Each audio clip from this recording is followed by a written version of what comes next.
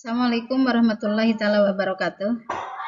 Sampai bertemu lagi dengan anak-anak. Mudah-mudahan pada hari ini masih disehatkan oleh Allah Subhanahu wa taala. Materi hari ini yaitu pengurusan jenazah ya.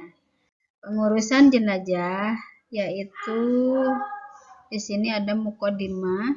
Kematian adalah suatu yang pasti dan kita harus bersedia menghadapinya karena ia merupakan titik permulaan kepada penghidupan yang kekal abadi.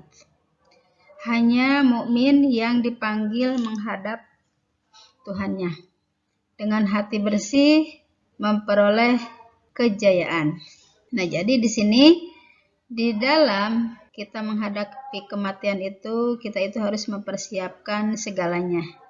Ya, karena mungkin kita itu bukan belum waktunya, tapi kita itu lagi mengantri sekarang itu, yaitu dengan mengantri kematian dari sekarang itu. Nah, jadi di sini di dalam kematian itu ada yaitu pertamanya pengurusan jenazah adalah merupakan perkara yang tidak boleh kita elakkan begitu saja. Hukumnya fardu kifayah dengan adanya sebagian umat Islam yang mengetahuinya akan selesailah tanggung jawabnya. Nah, jadi di sini kalau kita sudah meninggal itu tidak bisa apa-apa ya. Kalau sudah datang ajal terhadap kita, itu kita tidak bisa memundur. Faidza ja'ajaluhum falayastakhiruna sa'ata wa la yastaqdimun. Kalau telah datang ajal terhadap kita, tidak bisa diundurkan dan tidak bisa dipajukan. Walaupun kita memakai peti besi ataukah kita berada di dalam betonan, ya itu tidak bisa. Pasti ajal itu akan datang. Nah, ini di sini ada tata cara pengurusan jenazah. Jadi pengurusan jenazah di sini adalah hukumnya fardu kifayah, wajib. Pengurusan jenazah itu adalah dari memandikan, mengkafani, dan menyolatkan. Di dalam cara memandikan juga itu harus tertib ya, cara memandikan itu. Bila seandainya kita itu memandikan, jadi air yang di dalam selang itu harus dipakai tangan, jangan langsung ke badan mayit. Jadi harus pakai selang dulu, langsung bisa dikucurin ke badan mayit. Dan kalau air itu harus agak air hangat ya. Nah, itu air hangat, tapi harus dilihat dulu penyakitnya, penyakit apa ya.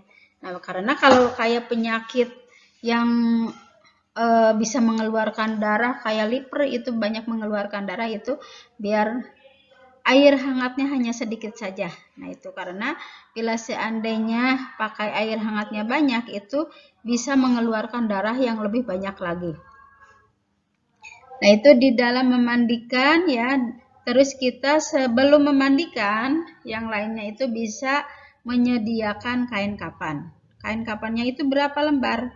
Yaitu 3 lembar juga bisa ya.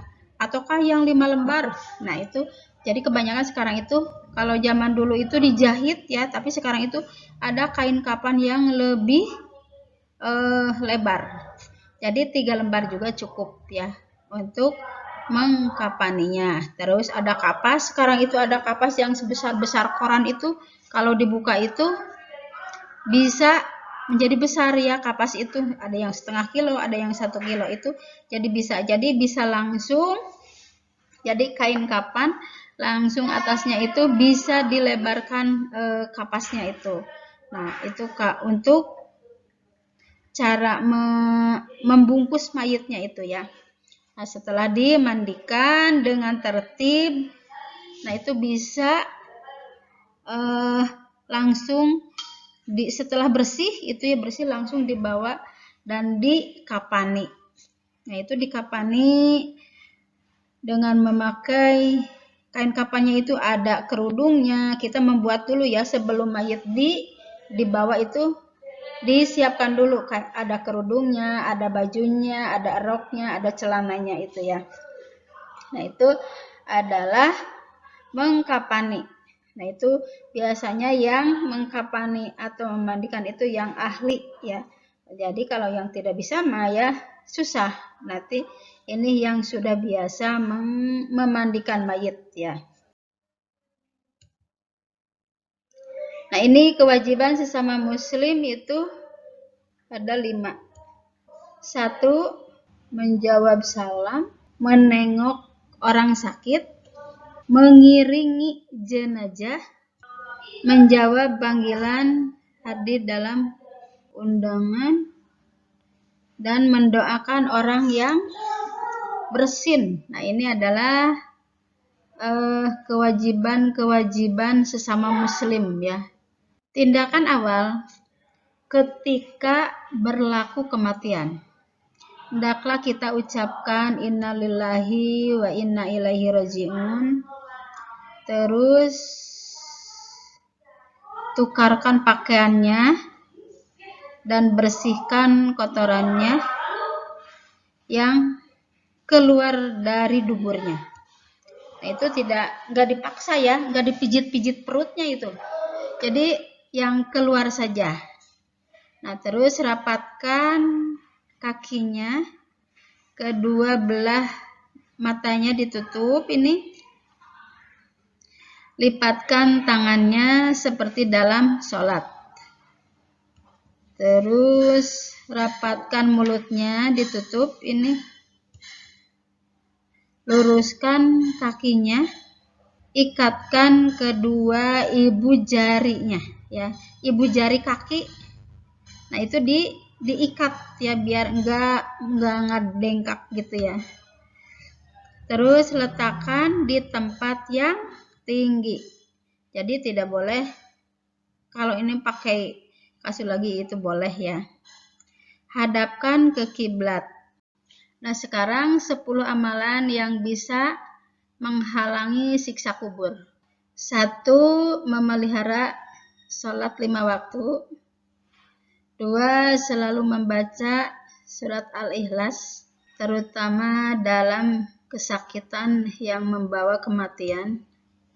3. Senantiasa membaca surat Al-Mulk pada setiap malam, setidaknya malam Jumat ya. Terus ini ada mati syahid. Mati syahid itu mati yang di dalam peperangan atau meninggal dengan tenggelam, itu mati syahid ya. Terus kalau bunuh diri itu tidak mati syahid ya. Kalau mati syahid itu yang berperang, yang melahirkan, setelah melahirkan meninggal, itu mati syahid itu. Nah, terus ini di sini ada memelihara sholat yang 5 waktu, itu kita wajib ya. Terus selalu membaca surat Al-Ikhlas, senantiasa membaca surat Al-Mulk ya. Nah, ini setiap malam Jumat itu kita itu bukan wajib ya, itu harus ya. Terus mati syahid mati di malam atau siang hari Jumat itu ya. Mati karena sakit perut itu muntaber itu ya, bisa menghalangi kubur, itu sakit kubur ya. Tidak ditangisi mayatnya di waktu kematian seperti perlakuan jahiliyah ya. Terus selalu membiasakan diri memberi sedekah. Jadi kalau kita hari Jumat itu pagi-pagi memberikan sedekah, itu kita memberikan sedekah pada pagi-pagi hari Jumat itu bisa menghilangkan dosa kita ya.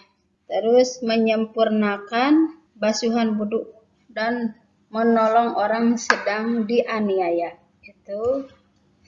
Terus selalu memohon pada Allah agar dilindungi dari siksa kubur. Nah, ini mungkin untuk pertemuan ini nanti dilanjutkan lagi ya. Dicukupkan sampai di sini dulu. Mohon maaf yang sebesar-besarnya. Wassalamualaikum warahmatullahi taala wabarakatuh.